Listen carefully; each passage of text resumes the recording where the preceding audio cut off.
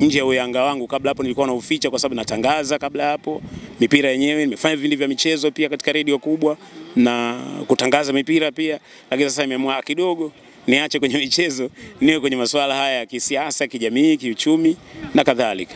Huko ndo niliko. Lakini sasa nimeamua kujitambulisha fawaisha, watu wanijue kwamba kumbe Ramabi Yanga, basi mimi ni Yanga. Hiyo ilikuwa ngumu sana. Nakumbuka mara ya mwisho nilitangaza mechi ya Simba na Yanga na Yanga alifungwa 4-3. Na nakumbuka mechi mlinda mlango wa Simba alikuwa Kaseja na mabao mawili katika yale matatu ya Yanga alifunga Tegete Gerson. Ndio mechi kubwa ya kwanza natangaza katika uwanja wa Benjamin Mkapa. Hiyo mechi kwa moja kati ya vituo vya redio ambavyo nilipita pia. Ndio mechi ya kwanza kubwa ukiachana mechi zingine za Zanzibar.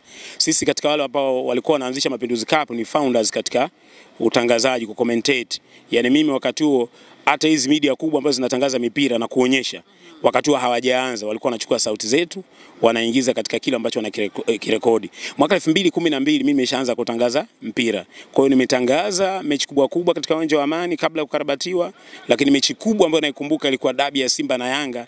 Yanga anakufa 4-3 na Tegete kwa anamfunga Kaseja anavyotaka pale uwanja wa Benjamin Mkapa. Kwa hiyo kuna namna ilikuwa inanitokea wakati mwingine unaumia kwa sababu ni shabiki, lakini unapaswa uonyeshe kwamba wewe sio shabiki, utangaze mechi. Lakini kiukweli kwenye watangazaji waandishi tumegawika, wapo Simba wapo Yanga, na hata lilimopita kuna wengine watu wanasema kabisa fulani Simba kumbe si kweli, fulani Yanga kumbe si kweli. Hata nilipo kuna watu wanajenga dhana nilionao pia na wanaofanya vipindi vya michezo, wengine wachambuzi, wengine wamejidhihirisha, wengine ngumu, lakini wanatambulika. Tukio wenyewe tunajuana na yeye ndio unajua ile kwamba unajua leo kwamba ukimzungumza fulani unajua kabisa huyu shabiki wa huyu Yanga. Tukikutana kwenye makundi yetu tunaambizana. Nje huko watu wanaofuatilia huwezi kujua kwamba huyu ni Simba au Yanga. Kwangu ilikuwa ngumu sana, ilikuwa ngumu, na hasa Yanga anapofanya vibaya.